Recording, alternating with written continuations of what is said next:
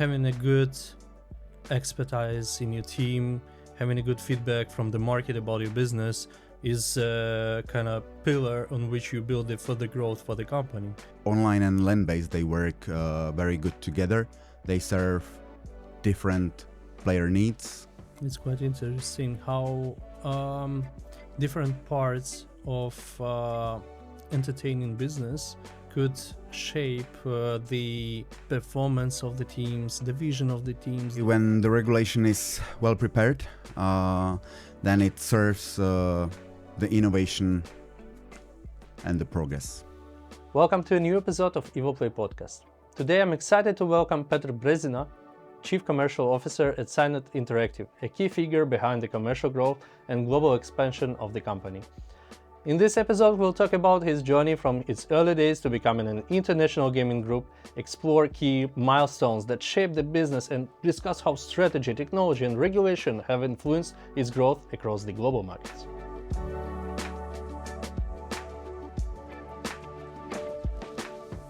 Nice to meet you. Nice to meet you, Alex, and thank you for having me.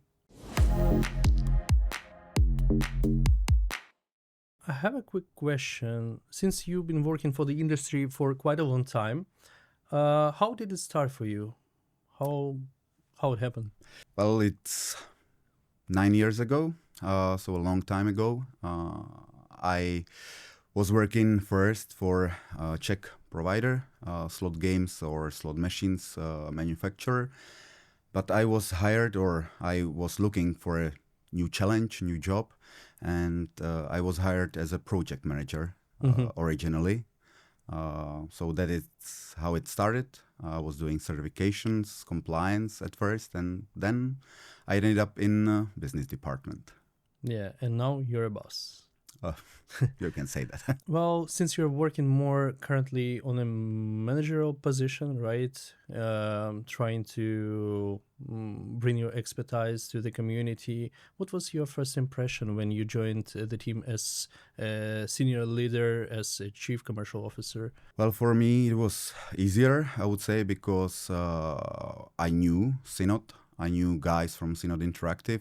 We were partners in my previous position or job, so I knew them. And when I joined, I know what it's gonna take for me, and I wasn't surprised much. But in the end, they surprised how structured they are, how kind, how many professionals they have in the team.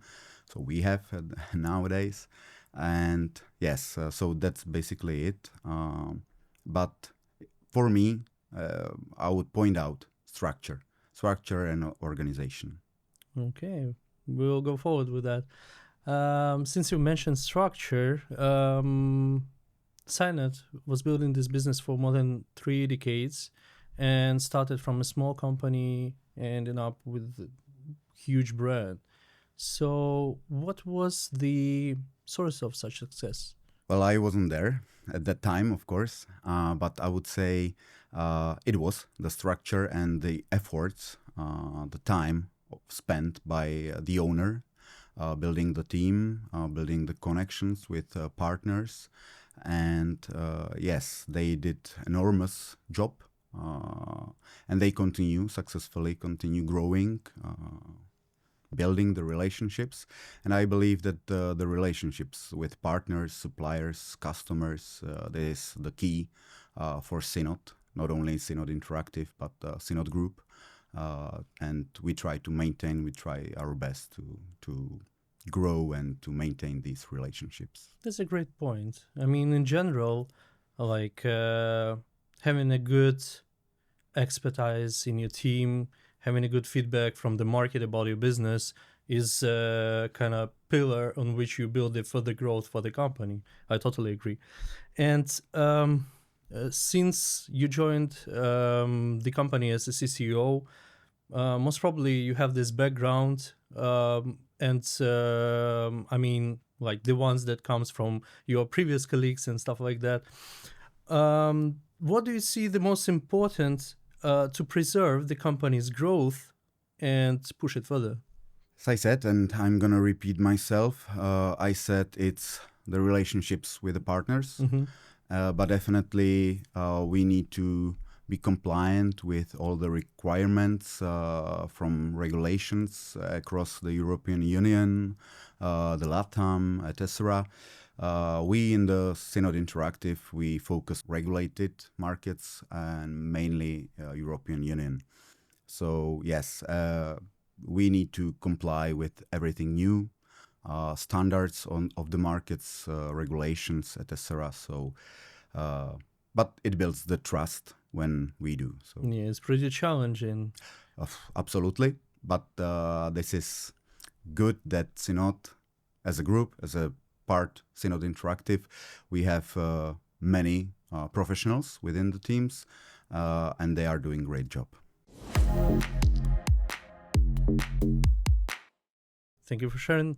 And how do you think which European market is underestimated or the most complicated at the moment? Well, not sure if underestimated, if there is any of the markets like that, but I see the potential in Balkans. Okay. Personally, I like Bulgarian market, Romania, tough one, of course. There is a huge competition for us, but the players, the customers, they are eager, they are learning things, they are demanding, which is good because you need to be innovative, learn, do. So yeah, for me, I would say it's Bulgaria or Serbia, where there's huge potential for providers, game providers, platform providers, aggregators. So yes. I totally agree. Well, I checked the recent information from the regulatory on the list of operators, and of course, the number has increased comparing to last year's, and even comparing with the data from 2 years ago. So the markets are keep growing. Sorry to interrupt, if I may. No Yeah, problem. Bulgaria. It's not a huge country. Well, by area, it is, but by population, it's not so huge as you would expect. But still, there's, I think, more than 20 licensees or licensed casinos, and that's a lot. I'm not saying that everyone is doing great numbers. Probably there's always someone who would like to do better and better. That is what it is, and it's you can see it everywhere. But still, for me, Bulgaria doing great job. Yeah, well, I totally agree. Well, I mean, hopefully all of them have fun, and taking to the point that the company is scaling, and now it's your responsibility to shift the path and to make it work further. What is your upcoming strategy, or if I can say, the upcoming challenge you would like to overcome in the nearest future? Well, of course, the competition is very tough within Europe, well, globally, within all the world. I wouldn't say we have any struggles. Of course, there is a roadmap for us to follow. We are focusing on Europe markets at the moment. I mentioned Romania or Bulgaria. These are markets we would like to target more and more. We see the potential there. And yeah, we need to follow the requirements of the markets. We need to follow the wishes of the clients. And this is our, let's say, plan to do, and also wish to talk more with the operators, to know their needs, to be able to fulfill them, of course. So that's it. All right. Sounds good. And I have another topic to discuss, which may sound pretty different from what we usually ask on such recordings. I checked some information about SYNOT, and it's quite unusual. I saw some news about the MONACO data center. What was the whole idea about, and how it ended up? That's simple. Well, I wasn't working with SYNOT Group at that time when they built and launched this data center. But in Czech Republic, around year 2010 or 2012, server-based machines were coming to the market. And for that, for operating the machines, you had to have the servers. So I know that the company was looking for different solutions around the market. There were some offerings at that time already, but I think that they saw it as a potential. First of all, to have all the data internally in their own hands, so they are safe. They know where the data ends in the end. And then I think that they saw it as a potential business. So they created their own data center and they offered the solutions and services to the clients, not only from gaming, of course. So you can host websites, etc. Yeah, so now we have a cloud storage. So yeah. Like your own. Thanks for an honest response. I really appreciate it. I also saw some information that you are actually an acting WLA member, which was a bit surprise for me. I mean, for the good, of course. What helps you to stay in focus on both markets, like iGaming and lotteries, because these two are different worlds? For me, I would say, yes, it is different. And then that is why there is a few teams within the SYNOT group. Each team is doing something else. But we in SYNOT Interactive, yes, we provide the lottery services, for example. We supply casinos with platforms, aggregations, etc. But I think that for us it was an inevitable step to become a WLA member because it creates trust for your partners. And since we have to follow the rules, or the requirements, etc., and the regulation is tougher and tougher, so it helps when dealing with national lotteries, for example. And we have few as a client already, so that is why we decided to go and become a member. It happened last year. So it's also new for us, and we are kind of building the trust. It's quite interesting how different parts of entertaining business could shape the performance of the teams, the vision of the teams, the different understanding. Well, for instance, for us, when we first started joining the conversations about the lotteries and joined this industry, it was a bit shock, a bit surprise on how the things are actually working for the lotteries. So yeah, getting back to the point, European regulation. What do you expect? What upcoming trends and what do you expect in 2026? Good question. I'm not sure if I know the right answer, but from my point of view, I think there's going to be, again, a tougher regulation, at least at some markets, definitely. I can see it in our homeland, Czech Republic. The regulator, they are inspired by different markets like Netherlands, etc., who bans, for example, some ads in TV. You can't sponsorship the football teams no more, etc. So I think not only in Czech Republic, of course, but within the whole European markets, there's gonna be another wave of regulation. With AI coming in the game, maybe we will be seeing more regulation for data and to be doing the best for players. We have to protect them. I've seen an online like streaming today based only on AI, which is for me, wow, you don't need any stuff, you don't need any studio building. So Of course, there's gonna be some regulations with payments, for example.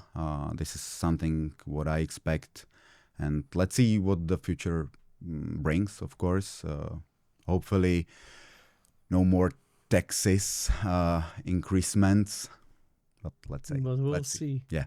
We'll see. Yeah, I mean, it's so one of my dreams to see how the European regulation will unite for a better cause, of course, and will be shaped to something new, to something more transparent, without unnecessary regulation steps and so on, but still staying focused on the best experience for the players.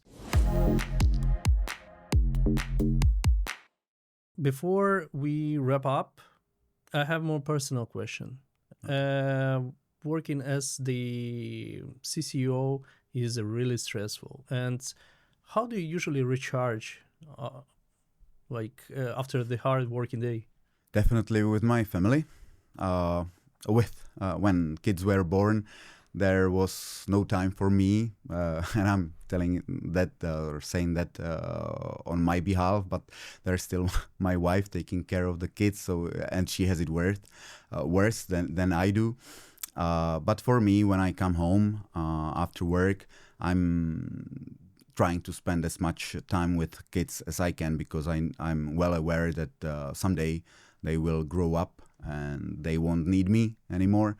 So I try, and I used to play football, for example. I used to go to gym. There's no time, and of course I'm older and older, so I'm not playing anymore. But when I can, I support my kids. We do the sports together. They learn to swim. They learn to ride the bike. They learn to ice skating, and now we try to learn them skiing. So, yeah. And that is a good time for me. I'm active, and I spend the time with my family.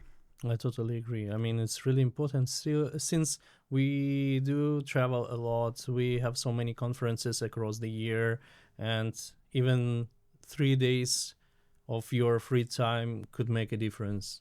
Petr, it was great. I appreciate your honest answers. And now we are getting to the final part of our recording.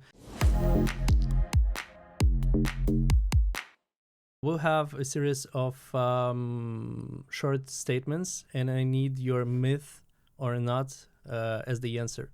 So the first one is: regulation slows innovation. Myth. And I would say when the regulation is well prepared, then it serves the innovation and the progress. Okay, gotcha. Innovation always means radical change. Myth. Innovation is usually incremental. It happens from day to day, so I think it's a myth. Okay, big groups can't move fast. Myth. They can. If they are well structured, well organized, have the resources, and follow the priorities, then it's a myth. They can act really fast and adapt for changes. All right, but it's really hard to start this machine driving. Okay, online killed land-based iGaming. Myth again. Online and land-based, they work very good together. They serve different player needs. So, for me, myth. Okay, and the final one: the classic games, they are not gonna work for the younger players. Myth. I'm from Czech Republic, so I can definitely confirm. There are plenty of markets that like retro games, classical games, fruit games. So definitely myth. And finally, it's your turn. One myth or reality from your side. AI will kill modern functioning of online casino. Myth. Certainly myth, because there's too many ways to how we can apply AI, even starting from the due diligence or from bringing uniqueness to the content, that I'm pretty sure that not European, but the worldwide experience will shape it to a different form of AI that we know. So, Perfect. Yeah. Petr, thanks for your time. It was really nice meeting you today. Thank you for all the insights you shared. I really enjoyed the conversation, and I hope to see you in the next episode. Thank you so much. Thank you, Alex. Thank you for having me.